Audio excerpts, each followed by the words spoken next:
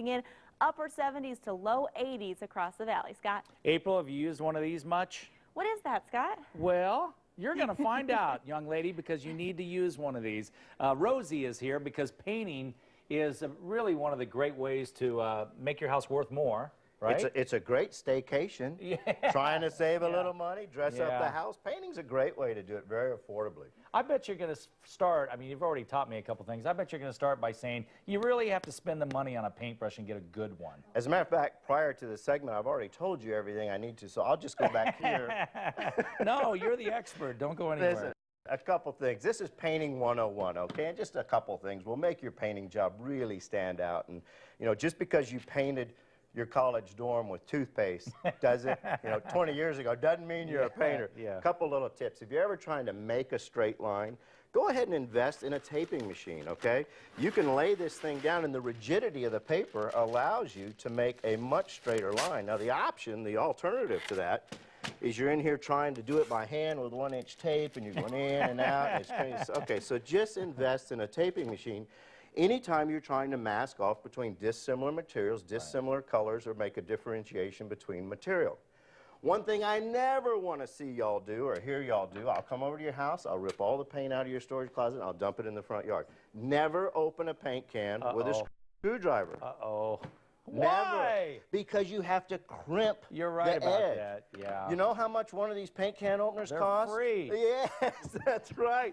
And you can open the paint can without crimping the edge. Oh, my The gosh. other thing people do that absolutely drives me nuts is they seal a can of paint with a hammer. You don't seal a can of paint with a hammer. You seal a can of paint with a rubber mallet. Now, let me show y'all. Where were you 10 years ago? How much paint could we save in the landfills if we would just follow a couple of these simple rules? When you're done painting, and I'm going to show you a trick on how to cut a straight line here in just a minute, but when you're done, I want you to take some cellophane. Now, I can't do this. I always have to ask somebody else to do the cellophane, because when I get cellophane, I get tangled up and everything else. But you spread the cellophane, you clean the lip of the can, then you seal it down tight, okay? You're not done yet.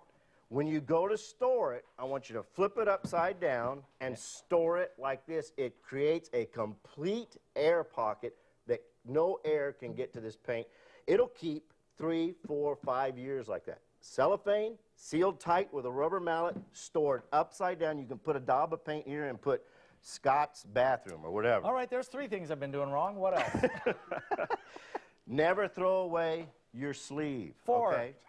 When you clean a brush, it needs to be kept in this shape. This paintbrush right here is probably 8 or 9 years old. The one I'm going to use over here is about 20 years old. You know what, Rosie, real quick, we're just out of time here. Don't forget to use a brush when you're cleaning your paintbrush so you don't have all them boogers hanging in there, okay? 15 seconds. All right, 15 seconds. What I want you to do is make sure when you're painting to a straight line, don't be on TV because your hands always shake. You dry one side of the brush. Take the wet side, and that's the side you're going to watch, okay? All you do is get it wet, come back.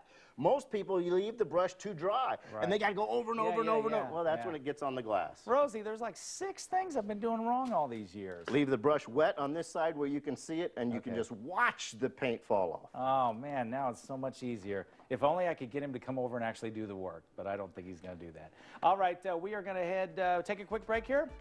And here's some hotline information for everything that you just learned from Rosie and the Queen and everyone else on the show this morning. 602-207-3646 and also azfamily.com. We'll be right back.